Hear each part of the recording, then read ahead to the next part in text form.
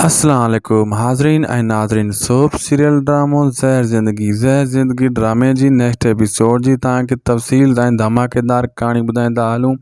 छा next episode में कमाल खान जा माण्हू यानी हाकिम खान जा माण्हू जेकर रबन उन्हनि खे पूरो करे छॾींदो या वरी हू साबित मोटी ईंदा। छा ओठे जी जेका इहा चालाकी ओठो खेॾे रहियो आहे कमाल खान हाकिम खान सां हथ मिलाए, छा इहा चालाकी ओठे के पकड़ाईंदी ऐं कमाल खान मारे विझंदो ओठे के या वरी उन्हनि खे शक कान पवंदो।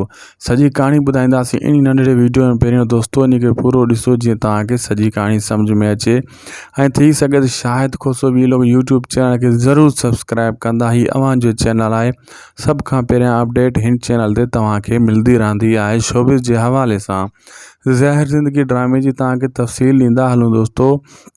त हाणे ओठो कमाल खान सां वेंदो ऐं उते हथ मिलाईंदो ऐं उन्हनि खे चवंदो मां तव्हां सां ॿधल आहियां। इन शइ जो भरपूर फ़ाइदो वठंदो ऐं वरी जेका माण्हुनि खे ॿुधाईंदो रबन जो ठिकाणो ॿुधाईंदो कमाल खान ऐं हाकिम खान खे, त उहे वरी माण्हू ॿ मोकिलींदा जाॾे मतिलबु रबन हूंदो ऐं रबन खे अॻे ई ॿुधाए छॾींदो फ़ोन ते इन्हनि खे पूरो करे छॾ, यानी अंदरूनी तौरु रबन सां मिली करे आहिस्ता आहिस्ता इन्हनि जा माण्हू ओठो ख़तमु कराईंदो वेंदो ऐं कमज़ोर बणाईंदो वेंदो कमाल खान ऐं हाकिम खान खे। अन क़रीब इन्हनि खे बि शक पइजी वेंदो त मतां ओठो ॿधल हुजे।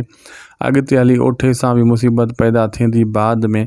बहरहाल हाणे फ़ाइदो ओठो भरपूर इन शइ जो वठंदो ऐं रबन खे बि फ़ाइदो पवंदो ऐं दुश्मन पंहिंजा आहिस्ता आहिस्ता हू मारींदा वेंदा ऐं ॻोठ वारनि खे बि नेक्स्ट एपिसोड में भला पादर लॻंदा जेको ज़मीन जे लाइ हू गॾु थी रहिया आहिनि।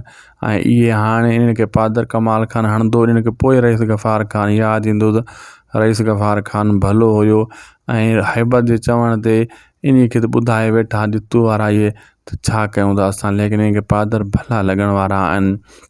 ऐं नेक्स्ट एपिसोड में सुठा सुठा सीन ॾिसण वटां तव्हांखे दोस्तों मिलंदा ऐं तव्हां इहो बि ॾिसंदो त जेको जेको मतिलबु कमाल खान जा दुश्मन आहिनि आहिस्ता आहिस्ता उन्हनि खे हटाइण जी कोशिशि कंदो, लेकिन आहिस्ता आहिस्ता हू पंहिंजो ई माण्हू मराईंदो वेंदो रबन जे हथां। ही परेशान थी वेंदा कमाल खान ऐं हाकिम खान रबन खां त इन खे कीअं झुकायूं। बहरहाल अनक़रीब इहे बि साम्हूं अचण वारा आहिनि सीन। तव्हांखे ख़ुदा हाफ़िज़।